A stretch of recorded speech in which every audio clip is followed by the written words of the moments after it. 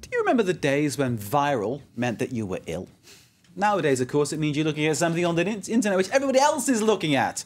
And James Creedon, who's here with us now, could still who's make got you sick. all the buzz on all the online activities. Media Watch is what it's called. James is here. How are you, sir? I'm all right. You've had a Okay. busy time working on the election, haven't you? Well, we were here last night looking at the comments as they were coming through, and it was very I interesting know. indeed. A lot of celebration I online. was at home watching you. Right.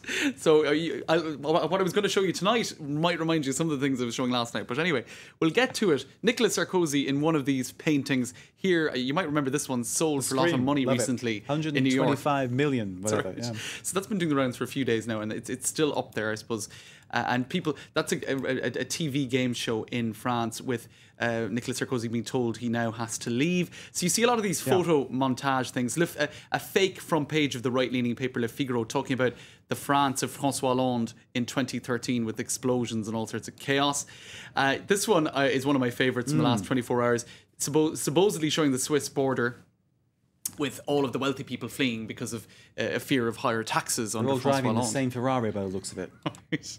So there you go, lots of that kind of stuff, video games, Mario, all of that. And this one I thought was maybe a little bit unfair to the First Lady that is soon to be the ex-First Lady, poking François Hollande, insinuating that she might want to stay on at the Élysée Palace. That was it, by sign hook or by saying, crook. François, appelle-moi.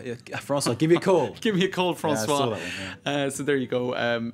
That is, of course, a fake Facebook They're all page. a fake. It's all tongue in cheek and it's all for fun. That's it, exactly it. You've got a lot of politics sometimes. Lots of stuff online, lots of things. This hashtag Reclassement UMP, mocking various ministers because now they're going to be without a job, saying Claude Guillaume, maybe he could go and write some guidebooks, maybe for Romania, for example. This because he was one of the architects of a slightly negative campaign against the Roma community. Against the at one Roma point. gypsies, yeah, That's of course. right. So there you Indeed. go. Yes, indeed. One of the controversial points, of course, of Nicolas Sarkozy's presidency, and there were quite a few of those, weren't there? There were indeed. Okay, next, I understand you have a video from Taiwan, which is trying to understand and explain the election result. I suppose we forget sometimes because we're living here that not everywhere has the same knowledge of the details of French politics, and probably just as well. They escape a lot of rubbish, I think, sometimes. Let's have a look at how this Taiwanese cartoon tries to understand the election. There you have Sarkozy bawling his eyes out. Yeah. Absolutely. That didn't happen, of course. Heading towards the guillotine there. Bankers worried about austerity. Here you have, that's meant to be François Hollande. I don't know if it really looks like him, but ripping up austerity as people are saying he's going to renegotiate that. And here you have Merkozy falling apart. And, France telling Angela Merkel, where to go in terms of the pacts that have been signed. The euro in trouble. So, and look at this, old currencies being dug up, including the Irish punt. This See is it there? funny. This is funny, isn't it? So that was done by a Taiwanese. Is there great nostalgia for the punt in Ireland? Well, I suppose the way the economy is going now, there's a nostalgia for the better days, and the punt was a part of that. Because clearly, in Great Britain, losing the pound would be sacrilege. I mean, even for sort of the Labour Party, it's not just a Conservative issue. Even for the Labour Party, it would be sacrilege to lose the pound. And I don't know, even if austerity measures are not supported by François Hollande, I don't think that necessarily means old currencies being brought back. The euro mightn't survive, but does that mean the punt comes back? Probably not. But anyway, there you go. So we'll take a punt at that one. Right.